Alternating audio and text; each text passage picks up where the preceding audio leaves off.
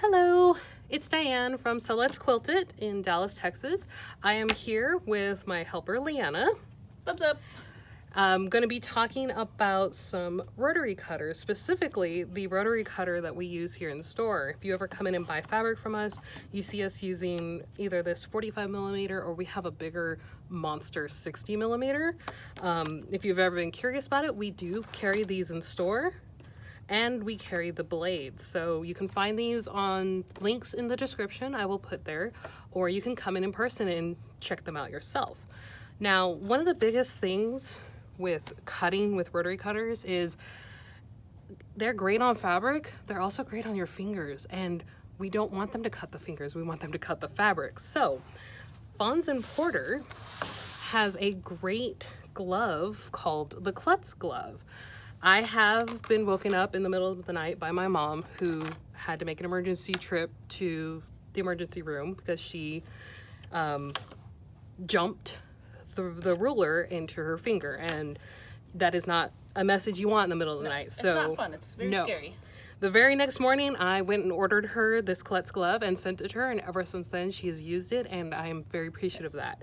So the great thing about this is that it can either be right-handed or left-handed, and I'm going to do a quick demonstration to show you how to use it to protect your fingers. So I'm going to take off my Fitbit because it actually gets in the way of that. Yes, and the nice thing is it keeps blood from getting on your fabric, which can be a disaster if you're, just barely have enough.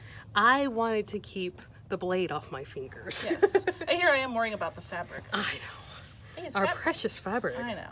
My precious fingers. Well, especially if you have a popular designer and it's a line from a couple lines ago and you can't get any more unless you go to Etsy and pay $100 a yard. So when I'm cutting my fabric, I usually tend to match up a selvage edge to selvage edge or whatever the other edge is. And then I do a little finger press fold, and that gives me a crease and a sort of straight line, or at least a straight line for me to work off of.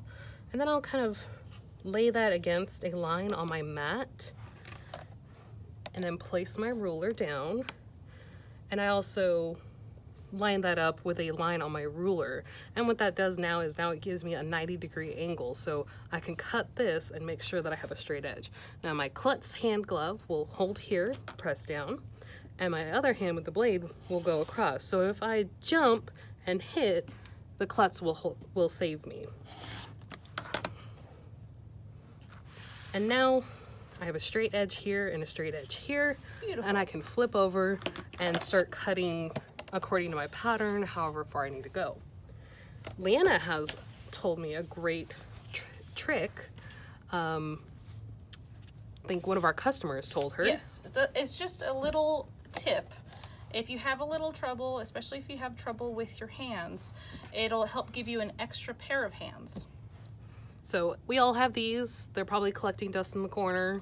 No judgment, not gonna lie. I may have one or two myself. But you place it here, and now that acts as another hand up there. So if your fabric's really long, you can place it up at the top part of your ruler, and then you have your hand at the bottom part. And then usually I put it over here, because otherwise you might bump into it. Thank you. As you can tell, this is Leanna's trick, not mine. Yeah. So, and if you don't have one of these here, you can also use a heavy soup can, just something with some good weight on it that you can put on there. Yeah. So thank you, extra hand. Yay.